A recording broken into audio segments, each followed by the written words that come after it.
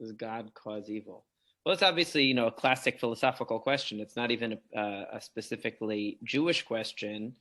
It's something that philosophers, theologians of every religion have grappled with because of the problem. On one hand, I guess a way to think of it is that on one hand, saying that something occurs or exists that isn't caused by God sounds kind of sacrilegious, because God is omnipotent and controls everything.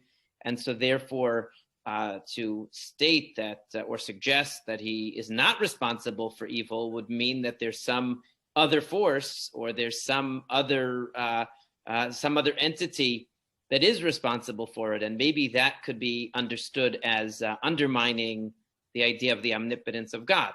On the other hand, to attribute something evil to God also seems inappropriate and wouldn't be a perfection for God to be the cause of evil.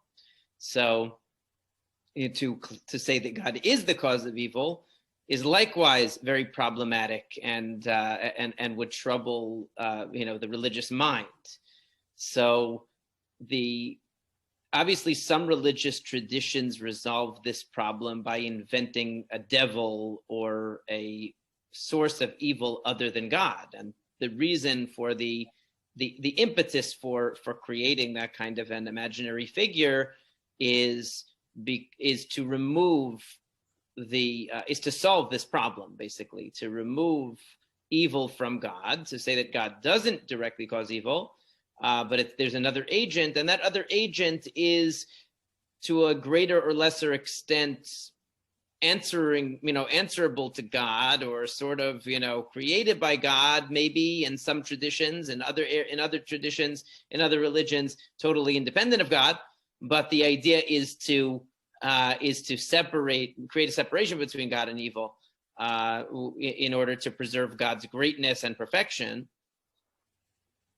I think the solution that Judaism gives to this problem is really the most reasonable solution, and the most and the smoothest solution of all, which is very simple. What does to cause something really mean is the question. What does it mean to be a cause? We can be causes of things in different ways. So when it comes to, if for instance, if you delegate to somebody a certain responsibility and they failed to fulfill that responsibility, or they botched the mission, who's responsible? Who caused the mission to be botched? Who caused the project to fail? Was it the person who delegated the task, or the person who didn't execute the task that that was delegated to them? So this question is not really particular. We can reframe the question as a more general question about causality and responsibility, and not necessarily a theological question. If God created the universe, and within the universe are free agents that have free will, and the free agents that have free will make choices that are evil, or that contradict the purpose for which the free will was given, is that God causing the evil that emerges from those actions, or that results from those actions, or not?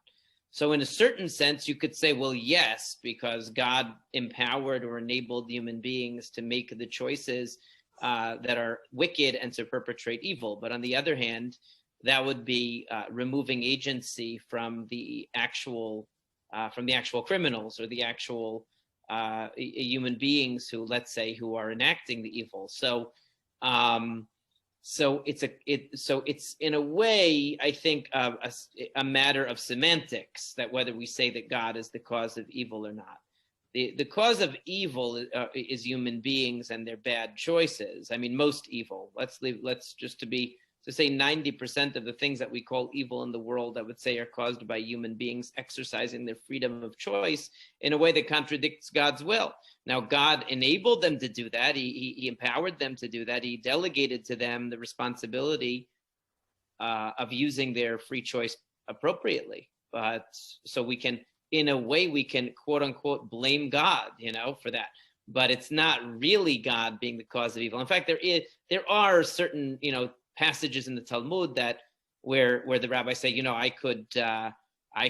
a very famous one. I could I could exempt the entire world from judgment because God created the Yetzer Hara, God created the evil inclination, and it's too powerful. It's too powerful. We can't resist it, and therefore it's all God's fault that we do bad things. Meaning that idea is not totally incorrect.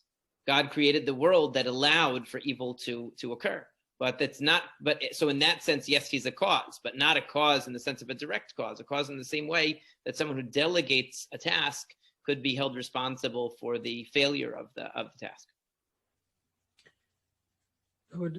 I would think that our viewers might ask that would answer evil caused by humans, but regarding like sicknesses and natural disasters and those type of things, perhaps the viewers might ask, why did God allow for that type of situation to occur? Right. So yeah, when I think of evil and I think of wickedness, I usually don't think of acts of nature. Usually think of human actions. So that's why I focused on that. But in so far as, again, the same dilemma is discussed by so many different philosophers and so many different theologians, religious thinkers, because it is a great difficulty.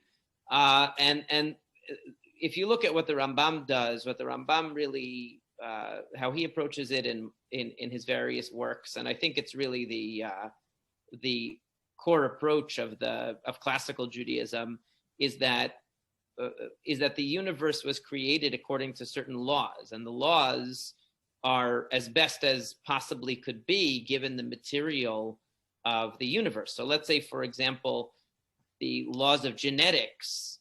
So 95% of the time they work quite beautifully. Once in a while, they cause, let's say, genetic abnormalities or problems that are really severe.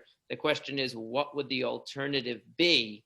In a lawful universe, there are going to be because it's the same way. I mean, to use an analogy, the same way that human law. There could be an excellent law, but every once in a while, there's going to be a court case where you scratch your head and you say, "This is ridiculous.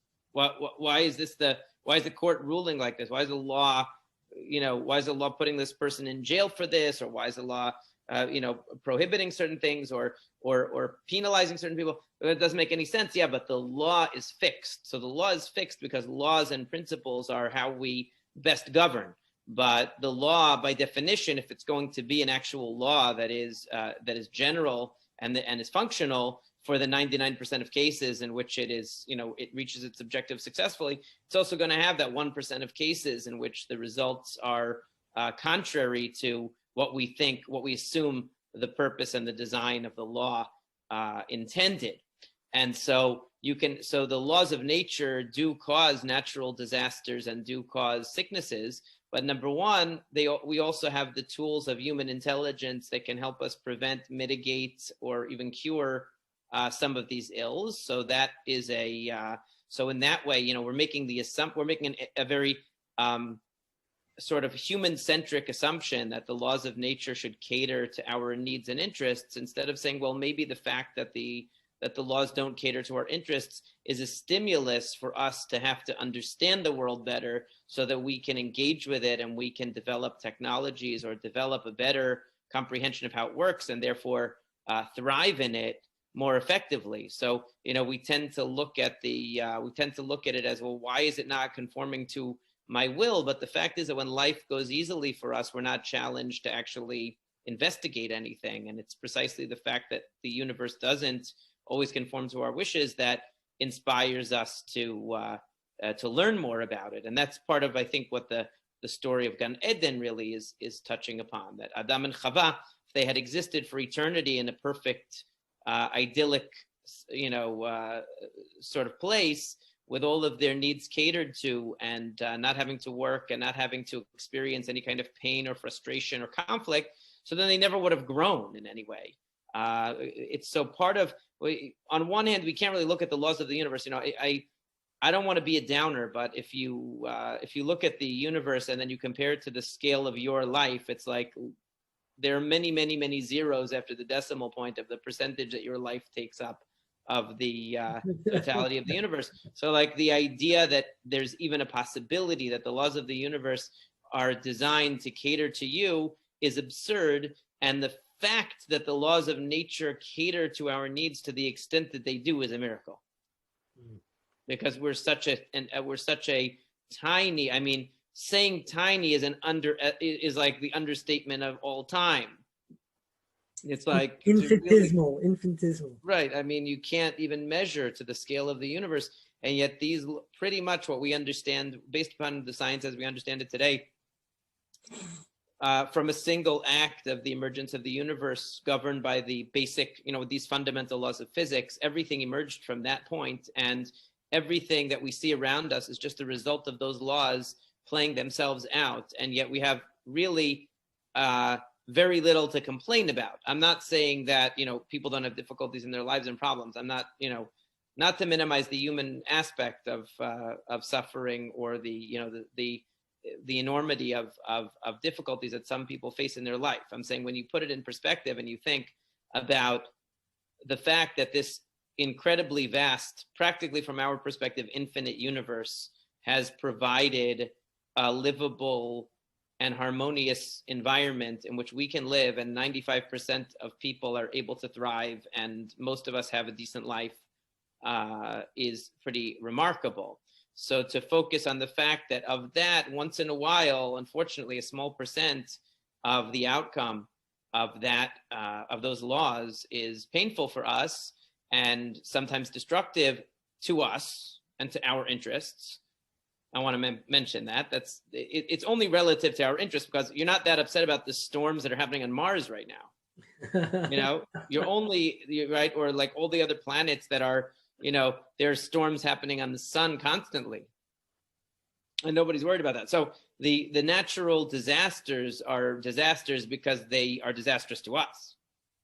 So the fact that one small percent, and again, I don't mean to say or suggest that the suffering of people who are harmed or made sick or who die, God forbid, from natural disasters or illnesses is not significant. It's of course very significant, and every human being is a unique creation with made in God's image. So it's not something to